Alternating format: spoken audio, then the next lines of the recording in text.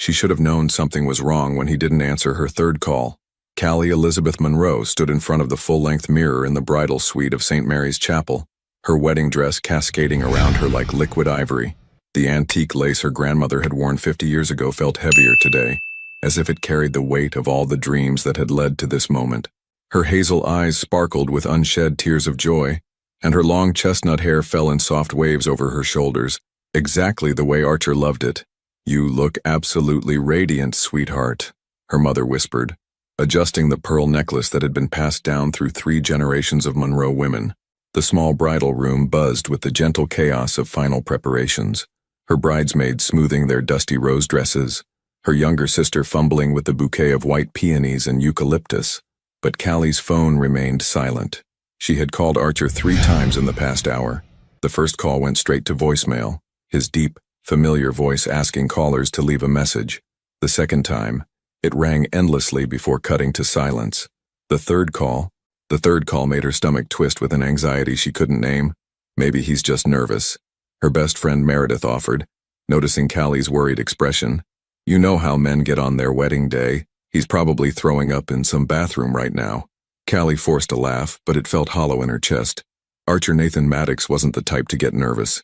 He was the man who had built a tech company from nothing, who gave presentations to hundreds of investors without breaking a sweat, who had proposed to her on a cliff overlooking the Pacific Ocean with the confidence of someone who knew exactly what he wanted, and what he wanted was her.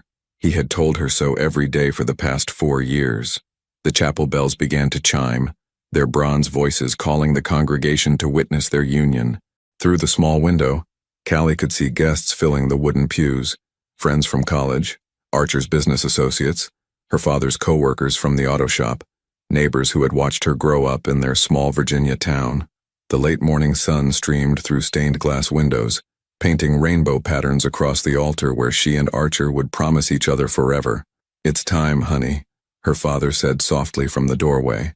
Thomas Monroe looked distinguished in his rented tuxedo, his calloused hands that had fixed engines and built treehouses and held her through every childhood nightmare, now reaching for hers. Callie's phone buzzed. Her heart leaped as she grabbed it, expecting Archer's name on the screen. Instead, it was a text from his best man. "He's not here. I've been calling for an hour. I don't know what to do." The words blurred as Callie read them again, then again.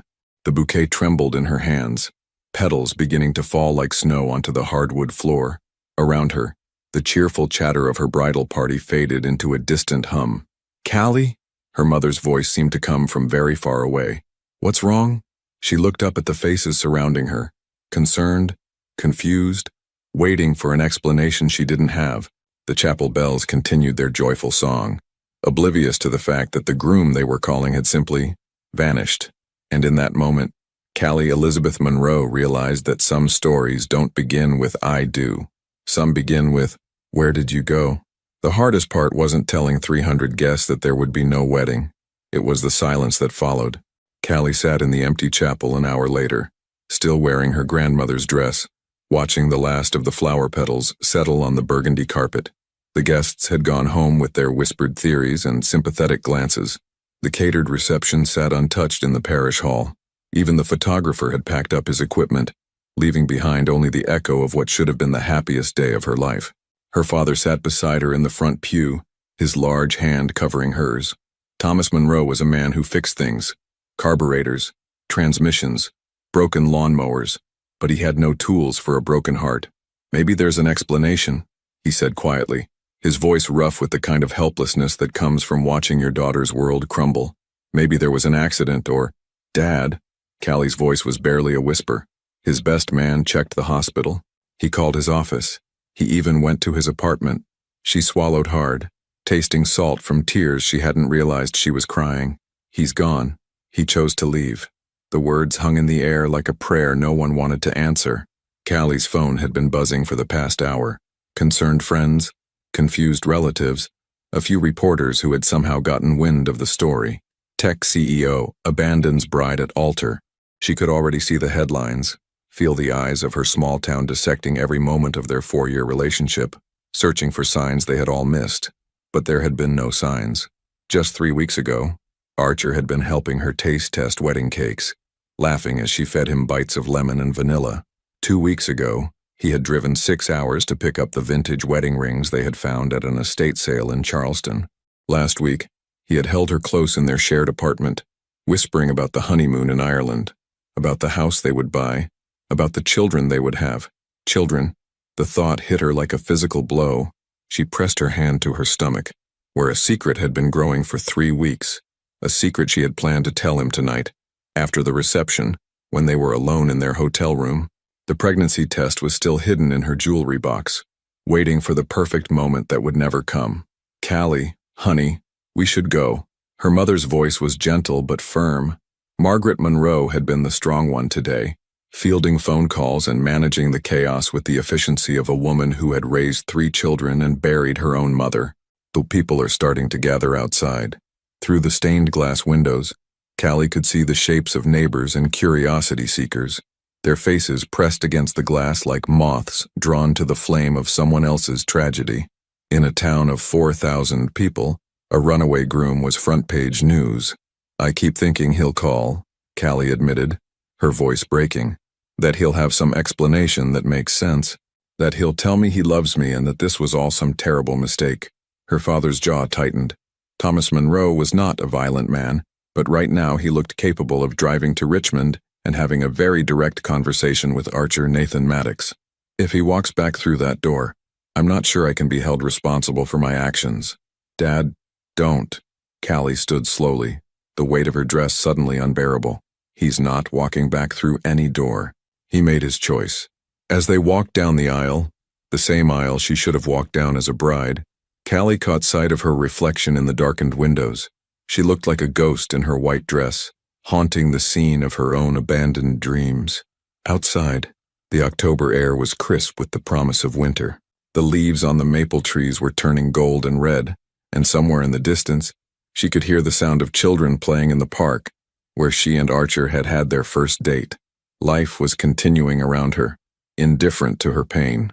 But as she climbed into her father's truck, still wearing her wedding dress, Callie Elizabeth Monroe made a silent promise to herself. She would survive this. She would rebuild. And she would never, ever let anyone make her feel this small again. What she didn't know was that 8 miles away, in a sterile doctor's office, the man she loved was learning that survival itself was no longer guaranteed. "Mama, can we get the blue flowers today?" Callie Elizabeth Monroe looked down at her 3-year-old son Tyler James, whose bright blue eyes sparkled with the kind of enthusiasm that made even the simplest moments feel like adventures. His chestnut hair was tousled from the morning breeze, and a constellation of freckles danced across his nose, a gift from her side of the family that softened features that were unmistakably his father's. "We'll see what Mrs. Henderson ordered, Ty," she said, adjusting the small backpack on his shoulders. "Remember, we're making her garden beautiful for her anniversary party. 47 years, piped up Liam Jack from her other side, his quieter voice carrying the careful precision of a child who listened to everything. Where Tyler was energy and motion, Liam was thoughtfulness and observation. Both boys had inherited Archer's striking blue eyes, but Liam had also gotten his intensity, the way he could look at you and seem to see straight through to your soul. The coastal town of Millbrook, North Carolina, was waking up around them as they walked down Harbor Street toward Callie's flower shop. Fishing boats dotted the horizon, their lights twinkling like stars against the gray dawn sky. The salt air carried the scent of jasmine from the community gardens and the promise of another warm September day. Petals and stems had been Callie's sanctuary for the past 2 years. What had started as a part-time job while she figured out her life had bloomed into something more, a business that was hers, a community that embraced her, a place where she could create beauty instead of dwelling on what had been destroyed. "Morning, Callie," called out Ezra Collins from behind the counter of the Daily Grind coffee shop next door. At 62, Ezra had become something of a father figure to her, always ready with free coffee and unsolicited advice about everything from raising twins to dealing with difficult customers. "Morning, Ezra. The usual, please, and 2 hot chocolates for these guys." Tyler immediately pressed his face against the display case, marveling at the muffins and pastries as if he hadn't seen them yesterday and the day before.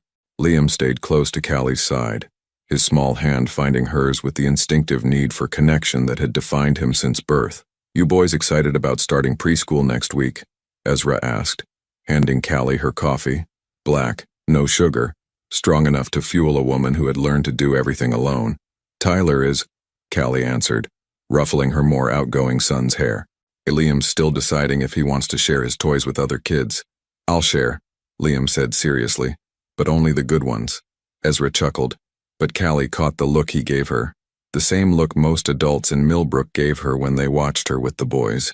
It was admiration mixed with something deeper, a recognition of the strength it took to raise twin toddlers without a partner, to start over in a new place where nobody knew your story.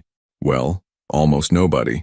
As they settled into their usual corner table, Tyler chattering about the seagulls outside the window and Liam quietly organizing the sugar packets by color, Callie allowed herself a moment of contentment.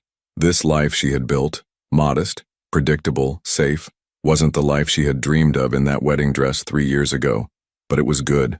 It was hers. Her phone buzzed with a text from her assistant. Dana, Mrs. Chen's order is ready for pickup. Also, someone called about the Fall Festival arrangements, said he'd stop by around 10. The Millbrook Fall Festival was the town's biggest event of the year, and Callie had been chosen to provide all the floral arrangements. It was an honor that spoke to how fully she had been accepted into this community, how completely she had become someone new, someone who didn't spend her nights wondering where Archer Nathan Maddox had gone, someone who didn't still keep his picture hidden in her jewelry box, someone who had almost convinced herself that she was over him. Mama, Liam's voice pulled her from her thoughts. Is that man looking at us? Callie glanced up, expecting to see one of the regulars, maybe old Mr. Patterson, who always waved at the boys, or Janet from the post office, who never missed an opportunity to comment on how much they looked like their father. Instead, she saw a figure standing across the street, partially hidden by the morning shadows, a tall figure with dark hair and broad shoulders, a figure that made her blood freeze and her heart forget how to beat, because sometimes the past doesn't stay buried. Sometimes it comes looking for you. Time stopped the way it does in car accidents. That suspended moment when you see the impact coming but can't move fast enough to prevent it. Callie's coffee cup slipped from her fingers, hot liquid spreading across the wooden table like spilled secrets. Across the street, partially hidden by the shadow of Murphy's hardware store, Archer Nathan Maddox stood as still as a photograph, his eyes locked on her face with an intensity that made her skin burn. 3 years. 3 years of building walls, of convincing herself she was over him, of learning to sleep without reaching for his side of the bed. 3 years of telling herself that if she ever saw him again, she would be ready. She wasn't ready. Mama, Tyler's voice seemed to come from underwater. You spilled your coffee. But Callie couldn't look away from the ghost across the street. Archer looked different. Thinner, maybe, his dark hair shorter than she remembered. Even from this distance, she could see the way his shoulders held a new kind of tension, as if he had learned to carry weight she couldn't imagine. But his eyes were the same deep blue that had haunted her dreams and her nightmares in equal measure. Who is that man, Mama? Liam asked, his small hand tugging at her sleeve. The one who's staring at us? The question shattered whatever spell had frozen her in place. Callie blinked, her breath coming in short gasps as the reality of the situation crashed over her. Her children, their children, were sitting right here, asking about the father they had never met, the man who had disappeared before they were even born. Nobody, she said quickly, her voice coming out strangled. He's nobody important. But even as she said it, she knew it was a lie. Archer Nathan Maddox had never been nobody. He had been everything. Her first love, her best friend, her future, her destruction. And now he was here, in her safe haven, in the life she had built from the ashes of his abandonment. Ezra appeared at their table with a dish rag, mopping up the spilled coffee with the efficient kindness of someone who had seen enough of life to know when not to ask questions. You okay, honey? You look like you've seen a ghost. If only you knew, Callie thought, finally tearing her gaze away from the window. When she looked back, the shadow by Murphy's hardware was empty. Archer was gone, leaving her to wonder if she had imagined the whole thing. I'm fine, she lied, gathering the boys' backpacks with shaking hands. We should get to the shop. Mrs. Henderson's flowers won't arrange themselves. But as they walked the 3 blocks to petals and stems, Callie felt eyes watching her from every doorway, every parked car, every reflection in the shop windows. Her sanctuary no longer felt safe. The life she had so carefully constructed suddenly felt as fragile as tissue paper. The flower shop was her refuge, filled with the gentle chaos of blooms in various stages of arrangement. White roses for the Fletcher wedding, sunflowers for the elementary school's harvest display, and the elaborate autumn centerpieces for the fall festival that would transform Millbrook's town square into something magical. Tyler and Liam settled into their usual corner with coloring books and crayons, chattering about the cartoon they had watched that morning. For them, this was just another ordinary day. They had no idea that their world had just shifted on its axis. Callie tried to focus on Mrs. Henderson's anniversary arrangement. 47 years deserved something special, but her hands trembled as she trimmed the stems. Every time the bell above the door chimed, her heart stopped. Every shadow that passed by the window made her look up. At 10:15 the bell chimed again, and this time, when she looked up, Archer Nathan Maddox was standing in her flower shop, looking like he had stepped out of a time machine from 3 years ago. He wore a simple navy sweater and dark jeans, his hands shoved deep in his pockets, his expression a mixture of hope and terror that she recognized because she felt it too. "Hello, Callie," he said, his voice exactly the same, rich and warm and capable of turning her world upside down with 2 simple words. Tyler looked up from his coloring book, his blue eyes, so much like his father's, studying the stranger with open curiosity. "Are you here to buy flowers?" Archer's gaze shifted to the boys, and Callie watched as his face went pale, as recognition hit him like a physical blow. She saw the moment he counted backward in his head, the moment he realized what she had been carrying when he left her at that altar. "Tyler, Liam," she said, her voice steady despite the chaos in her chest. "Why don't you go color in the back room? I need to talk to this customer."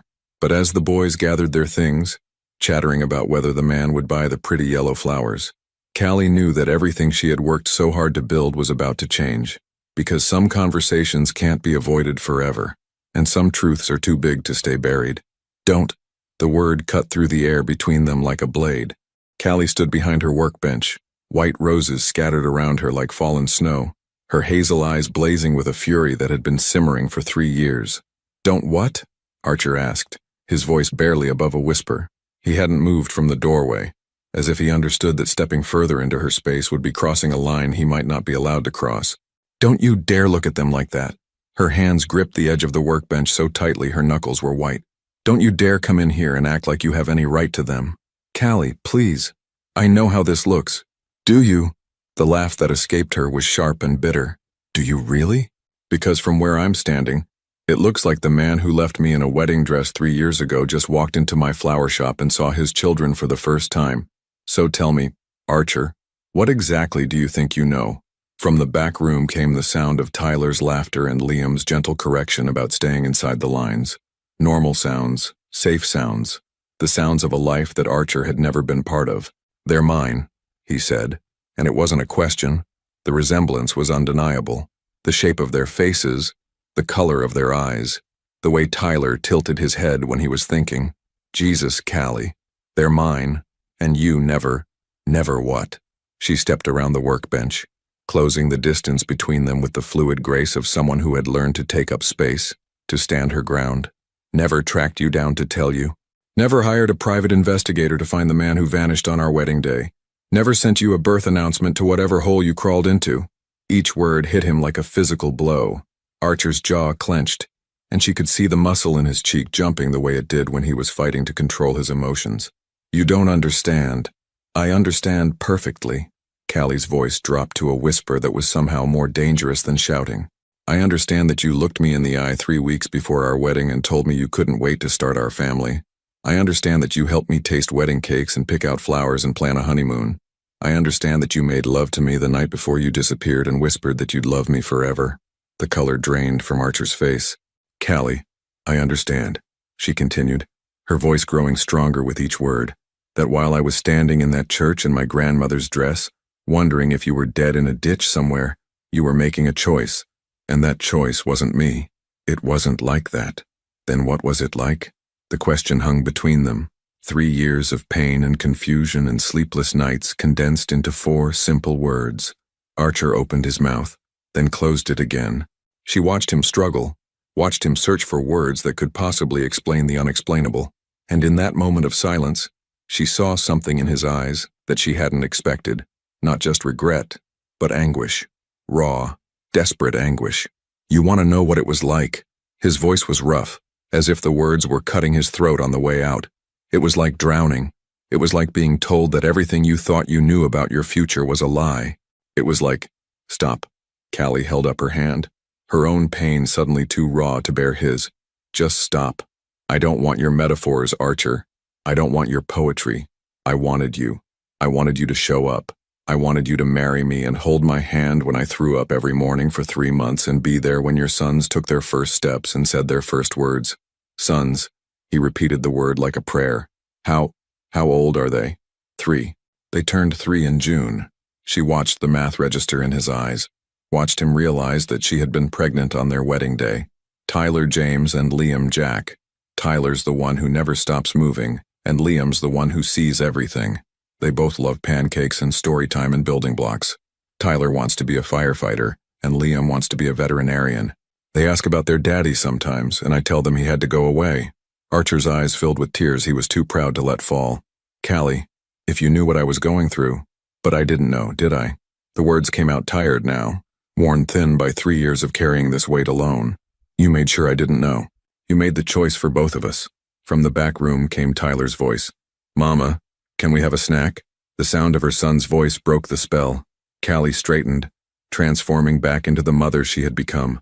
Strong, protective, focused on what mattered most. You need to leave, she said quietly. Callie, please, give me 5 minutes to explain. No, the word was final. You don't get to walk back into our lives and demand explanations. You don't get to see them confused and asking questions I'm not ready to answer. You don't get to turn their world upside down the way you turned mine. Archer stood there for another moment, his hands clenched at his sides, his whole body vibrating with the effort to stay in place. Then, slowly, he reached into his pocket and pulled out a business card. I'm staying at the Seaside Inn, he said, placing the card on her workbench. Room 237. When you're ready to hear the truth, the real truth, call me. He turned to go, then stopped at the door. Callie, for what it's worth, they're beautiful. Both of them. You've done an incredible job. And then he was gone, leaving only the lingering scent of his cologne and a business card that felt like it weighed 1,000 pounds. In the back room, Tyler started singing a song about boats, and Liam joined in with his softer voice. Callie picked up the card with trembling fingers.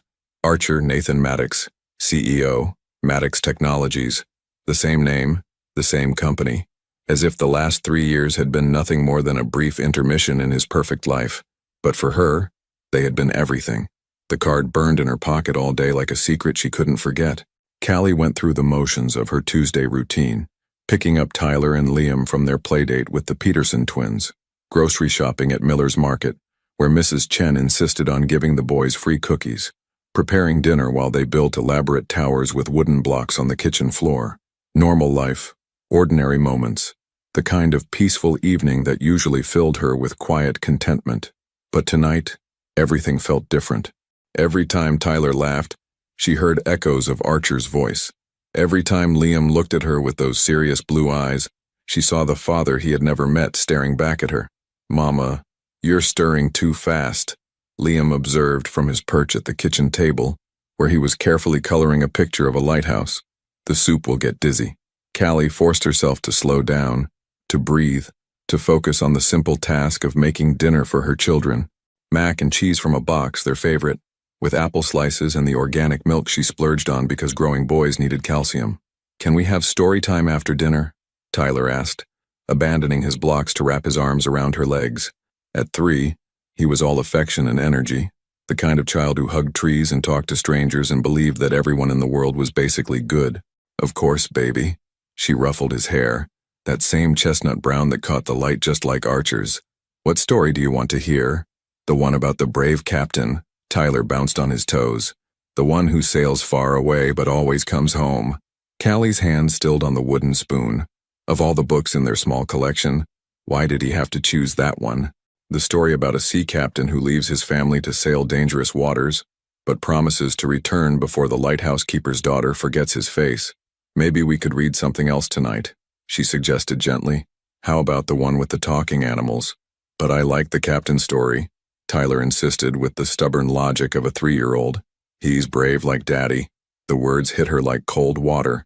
Tyler had never met his father, had no memories of him, no pictures to study, but somehow, in his child's mind, he had constructed an image of a father who was brave and adventurous and would someday come home.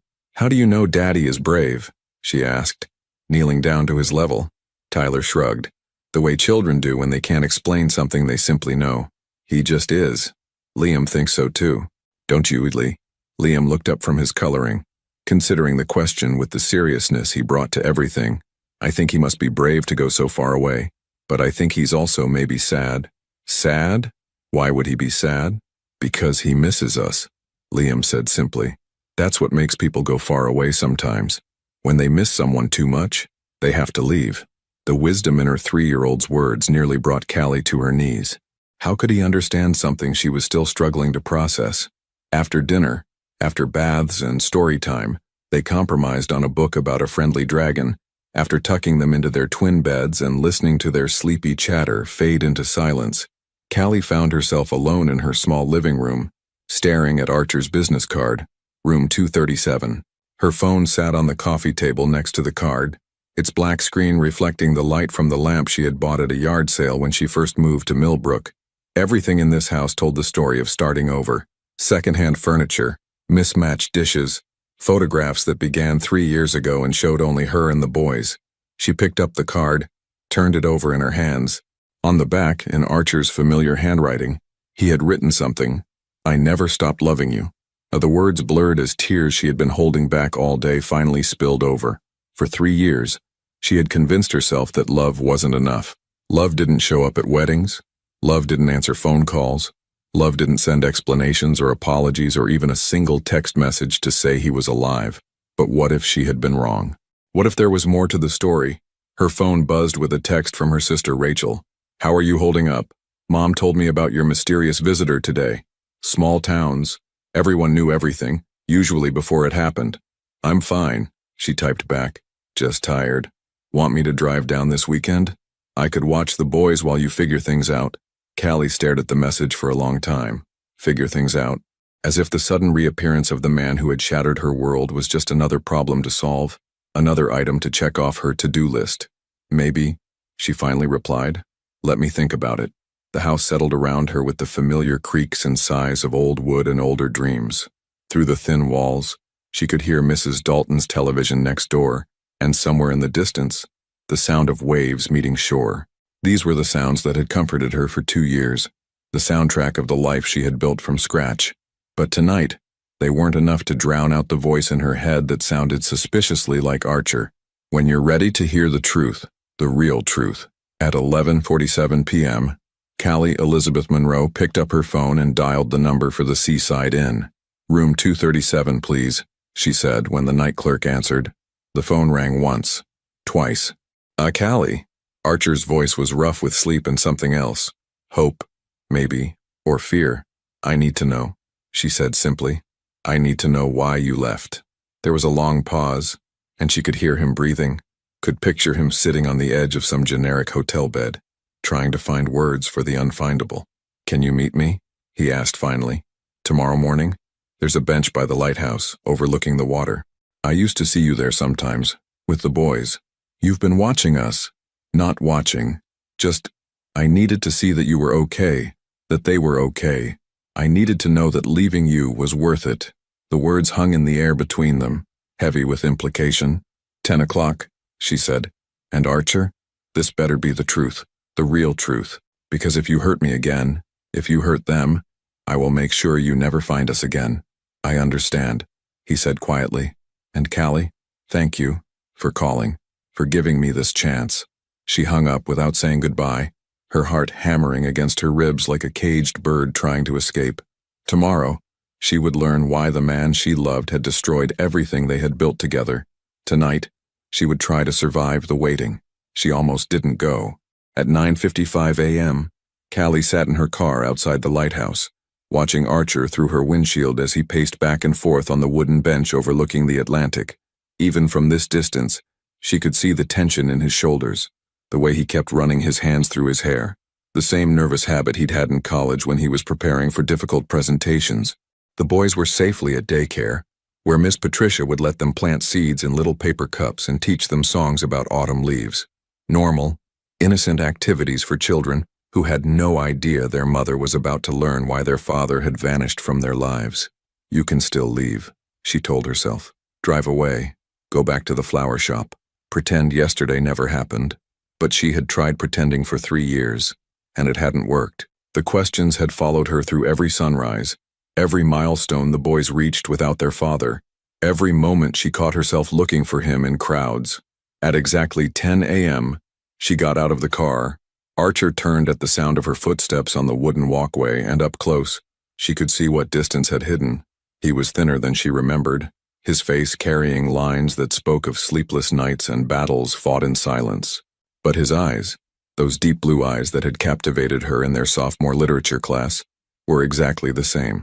"You came," he said, and there was such relief in his voice that it almost broke her resolve to stay angry.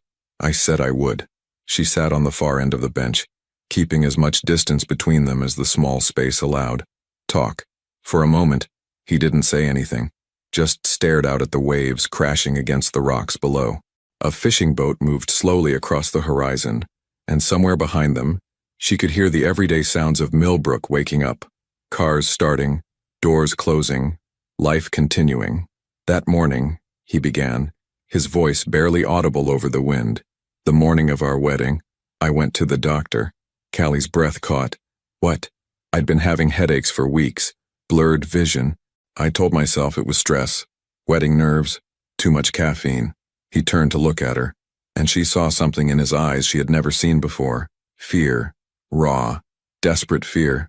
"The appointment was supposed to be routine, just a checkup so I could tell you I was being responsible about my health." The lighthouse beam swept across the water in its endless rotation, and Callie found herself counting the seconds between each pass, using the rhythm to steady her breathing. "Dr. Morrison ran some tests," Archer continued. "Blood work, brain scans. He said he'd call with the results, probably after our honeymoon, but he called that morning instead." "What did he say?" The words came out as a whisper. "Stage 4 glioblastoma." Archer's voice was clinical now, detached, as if he were reading someone else's medical chart. "Brain cancer. Aggressive. The kind that doesn't give you years to fight it. It gives you months, maybe weeks." The world tilted sideways. Callie gripped the edge of the bench, her knuckles white against the weathered wood. "No, I was supposed to be getting married in 4 hours," he said, and now his voice broke. "I was supposed to promise you a lifetime, promise to love you and protect you and be there for you. And instead, I was being told that I was dying. Why didn't you tell me?" The question came out fierce, angry. "Why didn't you come to me?" "Because I loved you." The simplicity of the statement hit her like a physical blow. "Because I knew that if I told you, you would have stayed. You would have married me anyway, spent our honeymoon in hospital waiting rooms, watched me deteriorate, held my hand while I died, and I couldn't do that to you." Tears were streaming down her face now, hot and fast. "That wasn't your choice to make, wasn't it?" He turned to face her fully, and she could see the 3 years of anguish written in every line of his face. "Callie, you were 24. You had your whole life ahead of you. You wanted children, a family, a future. I was going to take all of that away from you. You took it away anyway." The words exploded out of her. "You think leaving me at that altar was kinder? You think disappearing without a word was protecting me? I thought—" He stopped, took a shaky breath. "I thought it would be easier for you to hate me than to bury me." The lighthouse beam swept across them again, and in that brief moment of illumination, Callie saw him clearly. Not as the man who had abandoned her, but as the terrified boy who had tried to save her the only way he knew how. "You were wrong," she said quietly. "You were so wrong. I know that now." His hand moved toward hers, then stopped. "I know I should have told you, should have given you the choice. But Callie, I was 29 years old and I had just been told I was going to die. I wasn't thinking clearly, I was just scared." "What happened?" she asked. "After you left, I drove to Boston, checked myself into Mass General, started treatment immediately.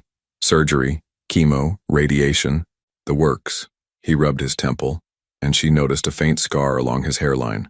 "I spent the next 2 years fighting for my life, And you know what kept me going? The thought that somewhere you were living the life you deserved. Maybe falling in love again. Maybe happy. Happy? The word came out bitter. Archer, I was pregnant. I was carrying your children. And you left me alone. The color drained from his face. You were... I found out the week before the wedding. I was going to tell you on our wedding night. She watched as the full weight of what he had done settled on his shoulders. So while you were in Boston playing the noble martyr, I was throwing up every morning and trying to figure out how to raise twins by myself. Twins. He said the word like a prayer. Jesus, Callie. I'm so sorry. I'm so goddamn sorry. Are you? She asked. Are you really? Because it seems to me like you made a decision 3 years ago, and now you're back because it's convenient for you, because you survived, and now you want to collect on the life you threw away. That's not why I'm here. Then why are you here, Archer? Why now? He was quiet for a long moment, watching the waves crash against the rocks below. When he spoke, his voice was so soft she had to strain to hear it. Because I never stopped loving you. Because every day for 3 years, I woke up regretting the choice I made. Because I'm finally healthy enough to try to earn your forgiveness. He turned to look at her, and she saw tears in his eyes. And because I saw them, Callie, I saw our boys, and I realized that I don't just want to survive anymore. I want to live. The lighthouse beam swept across them one more time, and in that moment, Callie Elizabeth Monroe had to decide whether love was worth the risk of being broken again. I need time, she said finally. I need time to think about this, about what it means, about what's best for Tyler and Liam.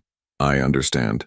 He reached into his pocket and pulled out a worn photograph, the engagement picture they had taken at the Botanical Gardens, both of them laughing at something the photographer had said. I carried this with me through everything, through every treatment, every surgery, every night I thought I might not see morning. You saved my life, Callie. Even when you didn't know it, she took the photograph with trembling hands, and for a moment, she could remember what it felt like to believe in forever. I should go, she said, standing up. The boys will be expecting lunch. Callie. He stood too, his hands shoved deep in his pockets. Whatever you decide. Thank you. For listening. For giving me the chance to explain. She walked back to her car without looking back, the photograph clutched in her hand like a piece of her own heart. Some truths, she realized, didn't make the past hurt less. Sometimes they only made the future more complicated. The photograph sat on her kitchen counter for 3 days like an accusation. Callie found herself staring at it while making coffee in the morning, while preparing the boys' own snacks, while washing dishes after dinner. In the picture, she and Archer looked impossibly young, impossibly happy, impossibly sure that love was enough to conquer anything. She had been wearing the yellow sundress he loved, the one that brought out the gold flecks in her hazel eyes. He had his arms wrapped around her from behind, his chin resting on her shoulder, both of them laughing at something that seemed hilarious at the time, but she couldn't remember now. They looked like people who believed in forever. Mama, why do you keep looking at that picture? Tyler's voice startled her out of her reverie. He was sitting at the kitchen table, carefully building a tower with his blocks while Liam worked on a puzzle nearby. Both boys had inherited their father's ability to focus intensely on tasks, though Tyler's focus usually lasted about 5 minutes while Liam could work on something for an hour. It's just an old picture, baby, she said, turning it face down on the counter. But you look sad when you look at it, Liam observed without looking up from his puzzle. At 3 hours, he was already disturbingly perceptive, able to read emotions in a way that sometimes made Callie feel like he could see straight into her soul. I'm not sad, she lied. Just thinking. About the man from the flower shop, Tyler asked, abandoning his blocks to climb onto his mother's lap, the one who looked like us. Callie's breath caught. She had hoped they hadn't noticed the resemblance, that their 3-year-old minds hadn't made the connection. But Tyler had always been observant in his own way, and Liam saw everything. What do you mean? Looked like you. He had our eyes, Liam said simply, finally looking up from his puzzle. And Tyler's chin, and my nose. Maybe. Do you think he was our daddy? Tyler asked, his blue eyes so much like Archer's, studying her face with unsettling directness. The question hung in the air like smoke. Callie had always been honest with her children, age-appropriately but truthfully. When they asked about their father, she told them he had to go away before they were born, that sometimes grown-ups made difficult choices, that it wasn't their fault. But she had never prepared for this moment. when her past would walk into her present and force her to choose between protecting them and telling them the truth. Why would you think that? She asked carefully. Tyler shrugged. The way children do when they can't explain instinct. He looked at us the way you look at us, like we were special. And he seemed sad, Liam added, setting down a puzzle piece. The way you get sad sometimes when you think we're not looking. The wisdom in her 3-year-old's words nearly brought her to her knees. How could they understand something she was still struggling to process? Before she could answer, her phone rang. The display showed her sister Rachel's number, and Callie grabbed it gratefully, needing the distraction. How are you holding up? Rachel asked, without preamble. At 31, her older sister had always been the practical one, the problem solver, the voice of reason when Callie's romantic heart led her astray. I'm fine, Callie said automatically, stepping into the living room where the boys couldn't overhear. Everything's fine. Mom told me he's been staying at the Seaside Inn for a week, that he's been asking around town about you and the boys. Small towns. Nothing stayed secret for long. We talked, Callie admitted. He explained why he left. There was a pause. And I don't know what to do with the explanation. Another pause, longer this time. Rachel knew her well enough to read between the lines. Cal, honey, I need to ask you something and I need you to answer honestly. Do you still love him? The question she had been avoiding for 3 days hit her like a physical blow. It doesn't matter if I love him. Of course it matters. It's the only thing that matters. No, Callie said fiercely. What matters is Tyler and Liam. What matters is protecting them from getting hurt the way I got hurt. But what if he doesn't hurt them? What if he's really changed? What if he gets sick again? The words tumbled out before she could stop them. What if he comes into their lives and becomes their whole world and then he dies? How do I explain that to 3-year-olds? How do you explain to them that you kept their father away from them when he wanted to be part of their lives? The question silenced her. Through the doorway, she could see Tyler and Liam playing together. Tyler chattering about his blocks while Liam listened with the patience of someone twice his age. They were good boys, happy boys, well-adjusted despite growing up without a father. But what if they didn't have to grow up without him anymore? I'm scared, Rach, she whispered. I know, honey, but being scared isn't a reason to make a decision. Love is a reason. Fear is just fear. After hanging up, Callie returned to the kitchen to find both boys standing by the counter, staring at the overturned photograph. Can we see it? Liam asked quietly. See what? The picture that makes you sad. Against her better judgment, Callie turned the photograph over. Both boys studied it intently, their small faces serious with concentration. You look happy, Tyler observed. You look like you love him, Liam added with the devastating honesty of childhood. I did love him, Callie said softly. Very much. What happened to him? Tyler asked. He got scared, she said, surprising herself with the simplicity of the answer. He got scared and he made a bad choice. But he came back, Liam pointed out. Scared people can come back if they're brave enough. Sometimes, Callie agreed. Are you going to see him again? Tyler asked. I don't know, baby. It's complicated. Grown-up stuff is always complicated, Tyler said with the exasperated wisdom of a 3-year-old. But love isn't complicated. Love is just love. That afternoon, while the boys napped, Callie found herself walking along the beach, the photograph tucked in her pocket. The October air was crisp with the promise of winter, and the waves crashed against the shore with a rhythm that usually calmed her. But today, nothing could calm the storm in her chest. She thought about Archer's words at the lighthouse, about the fear in his eyes when he talked about dying. She thought about the scar on his temple, the thinness in his face that spoke of battles fought in hospital rooms. She thought about the photograph he had carried through 2 years of treatment, and the way he had looked at Tyler and Liam in the flower shop, like he was seeing miracles. But mostly, she thought about her son's words. Love is just love. As the sun began to set over Millbrook, painting the sky in shades of pink and gold, Callie Elizabeth Monroe pulled out her phone and sent a text to the number on Archer's business card. Can you meet me tomorrow? Same place, same time. There are things we need to discuss. The response came almost immediately. I'll be there. She slipped the phone back into her pocket and turned toward home, where 2 little boys with their father's eyes were waiting for dinner and story time and all the ordinary magic of a Tuesday evening.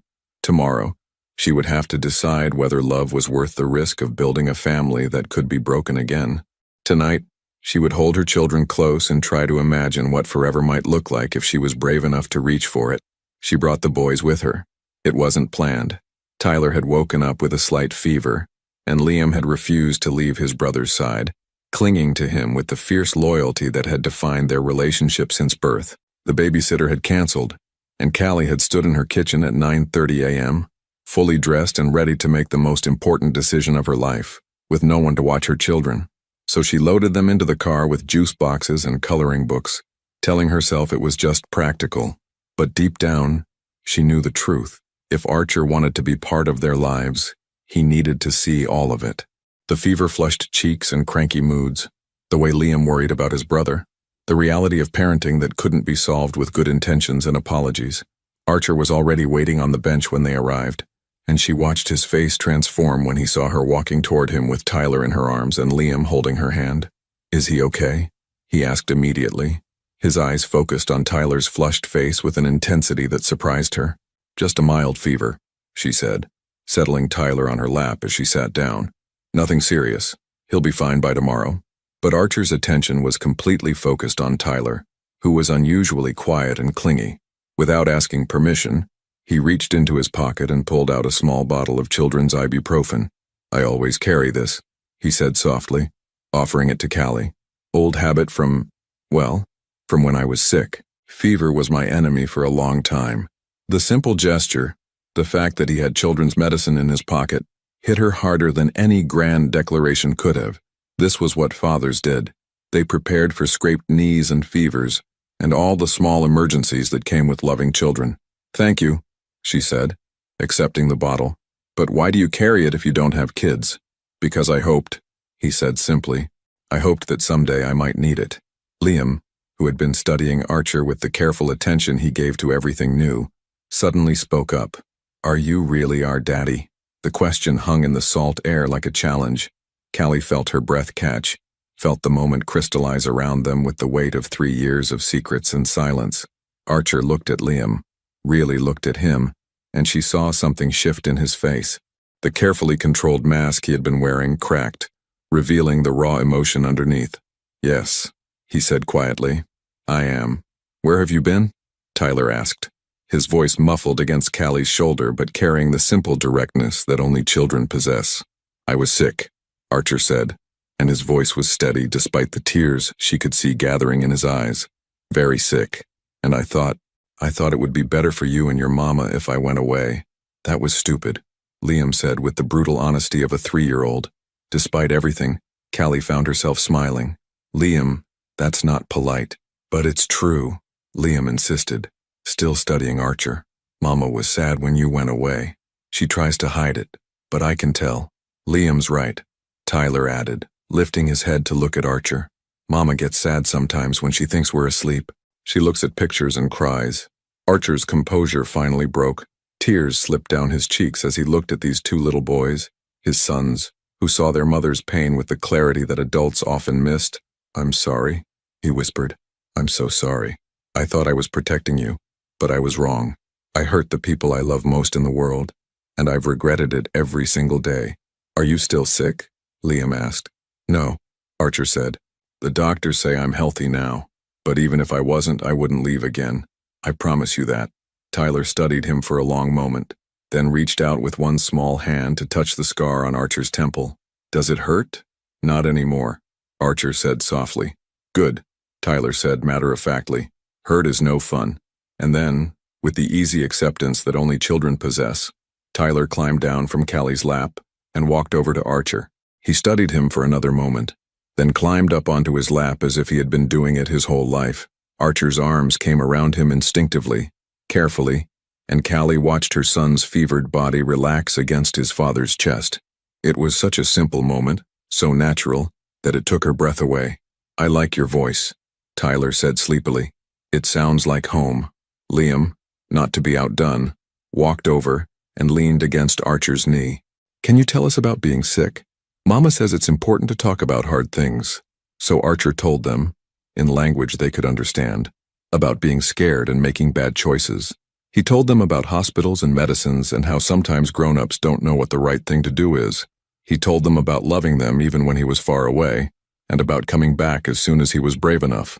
And through it all, Callie watched her children accept their father with the openness that adults had forgotten how to possess. They didn't need explanations or justifications or promises about the future. They just needed him to be there, to be real, to be theirs. "I have something for you," Archer said eventually, reaching into his other pocket.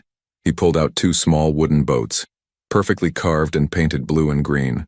"I made these while I was getting better. I hoped that someday I might have little boys who would like them." Tyler and Liam examined the boats with the reverence children reserved for special treasures. Each boat had their initial carved into the hull, T for Tyler, L for Liam, and tiny white sails that caught the ocean breeze. "They're beautiful," Callie said softly, and she meant it. She could picture Archer in some hospital room, carving these boats with shaking hands, holding on to hope when hope seemed impossible. "Can we sail them?" Tyler asked, already feeling better now that he had something to distract him from his fever. "Of course," Archer said. "That's what boats are for." They walked down to the water's edge, and Callie watched as Archer showed the boys how to launch their boats in the shallow waves. He was patient and gentle, answering their endless questions, catching Tyler when he stumbled on the wet sand, helping Liam retrieve his boat when it drifted too far out. This was what she had dreamed of 3 years ago, watching the man she loved play with their children, seeing her family complete and whole. It was everything she had grieved for, everything she had convinced herself she would never have. "He's good with them," she said to herself, not realizing she had spoken aloud. "I want to be," Archer said, appearing at her side while the boys played in the shallow water. "I want to be good at this, Callie. I want to learn their favorite foods and their bedtime stories and what makes them laugh. I want to be there when they're sick, and when they're scared, and when they have something wonderful to share. I want to be their father, not just the man who gave them his DNA." "And what about me?" she asked quietly. "What do you want from me?" He turned to face her fully, and she saw everything in his eyes, love and regret, and desperate hope, and the kind of vulnerability that only came from facing death and choosing to live anyway. "I want your forgiveness," he said. "I want the chance to love you the way I should have loved you 3 years ago. I want to build something new with you, something stronger than what we had before. I want to be the man you deserve, the father our boys deserve. And if you get sick again, then we'll face it together," he said without hesitation. "All of us, as a family, the way it should have been from the beginning." Callie looked out at her children playing in the waves. Their laughter carried on the salt air like music. Tyler was chattering excitedly about his boat's adventures, while Liam carefully guided his through imaginary harbors. They looked happy, they looked complete, and for the first time in 3 years, so did she. "Okay," she said quietly. "Okay, okay. We'll try. We'll take it slow. We'll be careful, but we'll try." The smile that spread across Archer's face was like sunrise after the longest night. He reached for her hand, and this time, she didn't pull away. "Thank you," he whispered. "Thank you for giving us a chance." From the water's edge, Tyler's voice called out to them, "Mama, Daddy, come see how far my boat can go." Daddy. The word hung in the air between them, simple and profound and full of possibility. Hand in hand, they walked toward their children, toward the future they were brave enough to build together. Some love stories, Callie realized, don't end with a wedding. Sometimes they begin with the courage to try again. The call came at 2:17 a.m. on a Tuesday, 3 weeks after their first family afternoon at the beach. Callie's phone shrieked through the darkness, jolting her from the first peaceful sleep she'd had in years. The number on the screen was one she didn't recognize, but the area code was local. In small towns, middle-of-the-night calls usually meant one of 3 things: death, birth, or disaster. "Hello," she whispered, slipping out of bed and into the hallway so she wouldn't wake the boys. "Mrs. Monroe, this is Dr. Sarah Phillips at Millbrook General. I have Archer Maddox here, and you're listed as his emergency contact." The words hit her like ice water. "What happened? Is he okay?" "He's stable now, but he came in about an hour ago with severe abdominal pain. We're running tests, but I think you should come in." Callie's hands shook as she ended the call. 3 weeks. 3 weeks of careful steps toward building something new, of watching Archer become the father Tyler and Liam had always deserved, of allowing herself to believe that maybe, just maybe, they could have their happily ever after. 3 weeks, and now this. She called her neighbor Mrs. Dalton, who arrived in 10 minutes wearing a bathrobe and carrying a thermos of coffee. "Go," the older woman said simply. "I've raised 5 children. These 2 will be fine." The drive to the hospital felt endless and too short at the same time. Callie's mind raced through possibilities, each one worse than the last. The cancer was back. The treatment had failed. He was dying, and this time she would have to watch it happen. She found him in room 314, looking pale against the white hospital sheets but very much alive. His eyes found hers the moment she walked through the door, and the relief in his face was so profound, it nearly brought her to her knees. "It's not what you think," he said immediately, reading her expression. "It's not the cancer." "Then what?" she asked, moving to his bedside. "Appendicitis." He gave her a weak smile. "Apparently, even cancer survivors can get normal sick person problems." The laugh that escaped her was half relief, half hysteria. "Appendicitis? They took it out about an hour ago. Routine surgery, they said. I should be home in a couple of days." He reached for her hand and she let him take it. "I'm sorry they called you. I put you down as my emergency contact without asking. I know we're still figuring things out, but I didn't have anyone else, and I—" "Stop," she said quietly. "I'm glad they called me. I'm glad I'm here." "Are you?" "Yes." The word came out stronger than she expected. "I am." They sat in comfortable silence for a few minutes, listening to the steady beep of machines and the distant sounds of the hospital's nighttime routine. Through the window, Callie could see the first hints of dawn painting the sky pink and gold. "I was scared," Archer admitted finally. "When the pain started, when I couldn't breathe, for a moment, I thought it was happening again. I thought I was going to die without getting the chance to really be their father, without getting the chance to love you the way you deserve. But you didn't," she said softly. "You're okay." This time, he turned to look at her, and she saw something new in his eyes. Not fear, but acceptance. "Callie, I need you to understand something. I'm never going to be able to promise you that I'll never get sick again. The cancer could come back. I could get hit by a bus. I could have a heart attack at 50. Life doesn't come with guarantees. I know that. But what I can promise you is that I will never, ever make the choice to leave you again. Whatever happens, whatever we face, we'll face it together. I swear to you on my life, on our children's lives, I will never abandon you again." Tears were streaming down her face now. 3 years worth of pain and fear and carefully guarded hope finally breaking free. "I believe you," she whispered. "Do you? Really?" "Yes." She leaned forward and kissed him, soft and careful and full of all the love she had been afraid to feel. "I love you, Archer. I never stopped loving you. I tried to, but I couldn't. I love you too," he said against her lips. "God, Callie, I love you so much it physically hurts sometimes, even with appendicitis. Especially with appendicitis." She was laughing now, crying and laughing at the same time, and he was laughing too, despite the pain and the exhaustion and the IV in his arm. It felt like coming home after the longest journey of her life. "I want to marry you," he said suddenly. "Archer, I know it's too soon. I know we have a lot to figure out still, but I want you to know, when you're ready, when the boys are ready, when it feels right, I want to marry you.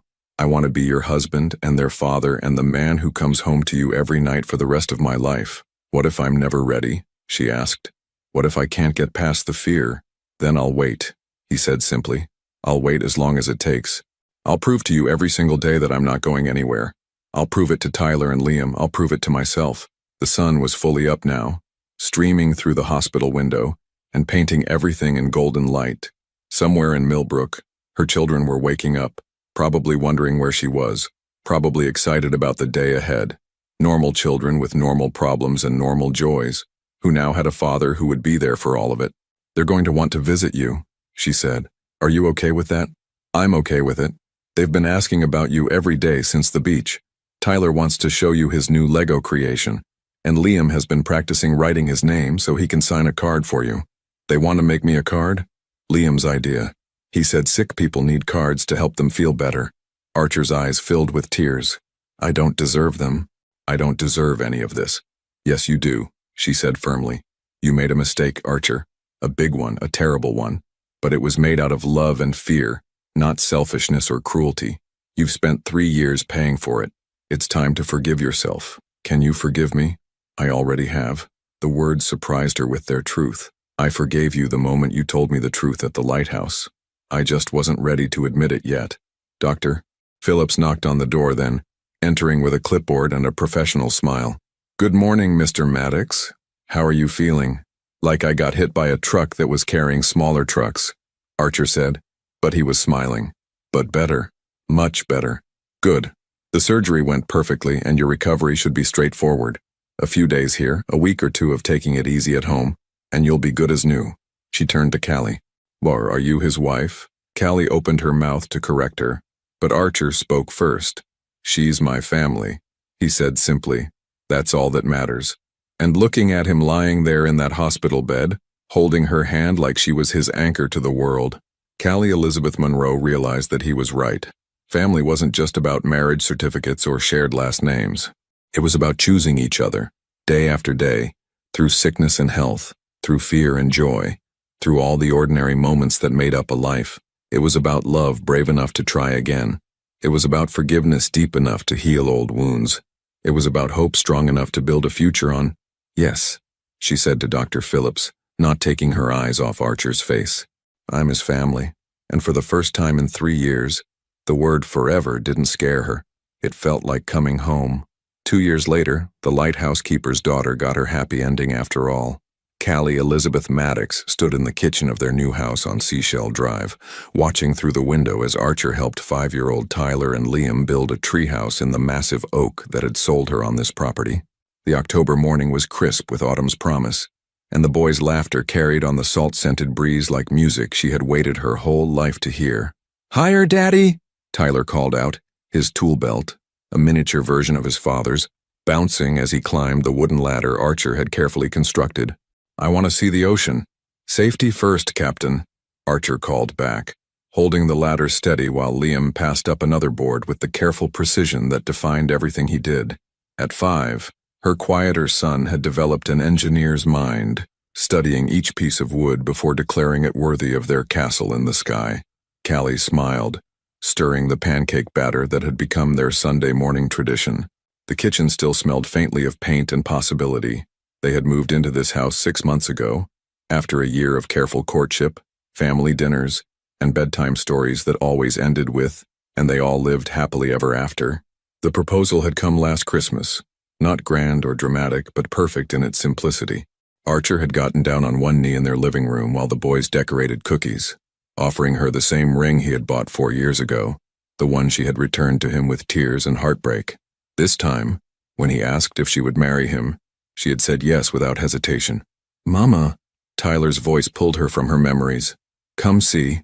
She walked onto the back porch, drying her hands on the dish towel that read, The Maddox Family Est. 2027. A wedding gift from her sister Rachel. Archer looked up from where he was hammering, his face bright with the kind of joy that came from being exactly where you belonged. Look how high we are, Liam called down, his serious face breaking into a grin as he waved from the platform they had built together. We can see Mrs. Henderson's garden and the lighthouse and everything. It's beautiful, boys, she called back. But breakfast is ready when you are. 5 more minutes, Tyler pleaded, and she could see Archer trying not to laugh at his son's negotiation tactics. 5 more minutes, she agreed. But then pancakes, and after breakfast, we need to get ready for the fall festival. This year, for the first time, they would attend as a complete family. Archer had volunteered to help with the pumpkin carving station, while Callie provided the floral arrangements, a partnership that had become the foundation of everything they built together. Her phone buzzed with a text from Dana, her assistant at the flower shop. Mrs. Chen wants to know if you can do the flowers for her granddaughter's sweet 16. I told her you're booked solid until December, sir, but she's persistent. Callie smiled, typing back, Tell her we'll make it work. We always do. Petals and stems had grown beyond her wildest dreams, expanding into wedding planning and event design. Last month, she had hired 2 additional designers, and there was talk of opening a second location in the next town over. But success felt different now, sweeter, more meaningful, when shared with someone who understood that dreams were better when built together. Callie? Archer's voice was closer now, and she looked up to find him standing at the bottom of the porch steps, sawdust in his hair and contentment in his eyes. The boys want to know if they can have hot chocolate with their pancakes. It's 70 degrees outside, she pointed out. I know, but apparently, treehouse building requires hot chocolate, regardless of temperature. Of course it does, she laughed, reaching out to brush the sawdust from his hair. How's the construction going? Good, really good. Tyler wants to paint it blue like the ocean, and Liam thinks we should add a rope ladder for emergencies. They're both convinced it needs a flag. What kind of flag? One that says Maddox Boys Only, he said with a grin. Though Tyler made an exception for you. He said mamas are always allowed in tree houses. How generous of him. Archer stepped closer, his hands finding her waist with the easy familiarity of 2 years of learning each other again. There's something else they want to add to the treehouse.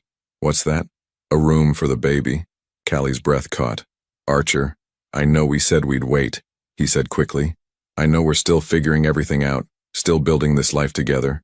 But watching them up there, seeing how happy they are, how secure they feel, I can't help but think about how amazing it would be to have another little person to love. Is that your biological clock talking? Or are you just feeling sentimental because they called you daddy without prompting? Both, he admitted. Definitely both. She looked up at their sons, because that's what they were now, legally and completely, laughing as they planned their fortress in the sky. Tyler was gesticulating wildly as he explained his vision, while Liam listened with the patience of someone who had learned that big dreams required careful planning. What do you think? Archer asked softly. Are we ready for 3 kids under 6? I think, she said, standing on her tiptoes to kiss him, that we're ready for whatever comes next. Together. Is that a yes? Let's see what happens, she said.